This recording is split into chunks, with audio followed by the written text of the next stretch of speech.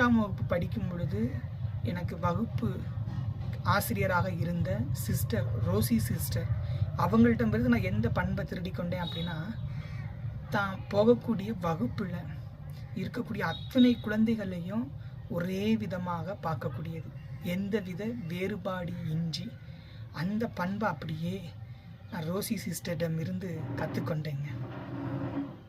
5ஆம் வகுப்பு படிக்கும் பொழுது தடி சார் அப்படின்னு சொல்லி ஒரு சார், அந்த சார்கிட்டமிருந்து நான் திருடியது என்ன அப்படின்னா, அவர் போகிற வகுப்பில் அத்துணை வகுப்புலையும் நல்ல கதைகளை சொல்லி மாணவர்களுக்கு ஒரு நல்வழிப்படுத்துவார். அந்த பண்பை அவரிடமிருந்து நான் திருடி கொண்டேங்க. நான் போகக்கூடிய வகுப்புலையும் பார்த்தீங்க அப்படின்னா எனக்கு தெரிந்த நல்ல கதைகளை சொல்லி மாணவர்களை நல்வழிப்படுத்தக்கூடியதுங்க.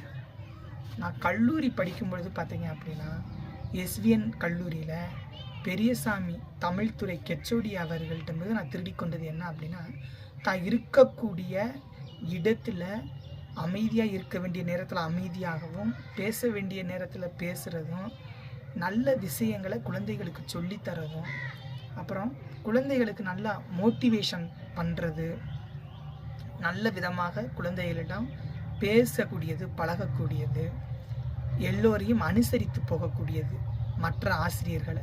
இந்த பண்பை அப்படியே நான் அவரிடமிருந்து திருடிக்கொண்டு நான் அப்படியே பின்பற்ற ஆரம்பிச்சிட்டேங்க.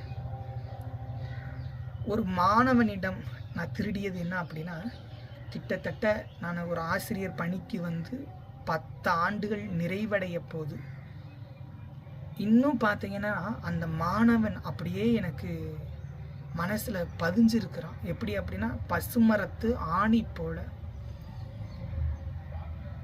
முதலாக நான் பள்ளியில் பணியாற்றும் பொழுது ஒரு குழந்தைக்கு பார்த்தீங்கன்னா ஃபிக்ஸ் வந்துருச்சு.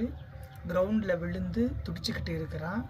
வாயில் முறை தள்ளிருச்சு. உடனே அந்த கிரவுண்டில் இருந்த ஒரு ஹையர் கிளாஸ் பையன் ஓடி பாக்கெட்டில் இருந்த கர்ச்சீப்பை எடுத்து அந்த குழந்தையினுடைய வாய்க்குள்ளே வச்சு அந்த பல்லு கடிக்க விடாமல் செய்கிறது. அப்புறம் பார்த்தீங்க அப்படின்னா இந்த ஒரு சைடு அப்படியே முறையாக வாயிலிருந்து வருது. அதை தொடச்சி விட்டுக்கிட்டு அந்த பையனை பார்க்குறான். அப்புறம் மற்ற பேரெல்லாம் ஓடி போய் ஹெல்ப் பண்ணுறாங்க. இந்த பண்பை அந்த குழந்தையிடமிருந்து நான் கற்றுக்கொண்டேங்க. ஏன்னா ஒரு ஆபத்தான நேரத்தில் நம்ம எந்த ஒரு அருவருப்பும் படக்கூடாது. நம்மால் முடிஞ்ச உதவியை உடனே செய்யணும் அப்படிங்கிற இந்த பண்பை அந்த குழந்தையிடமிருந்து நான் திருடிக்கொண்டு அப்படியே பின்பற்றுறேங்க.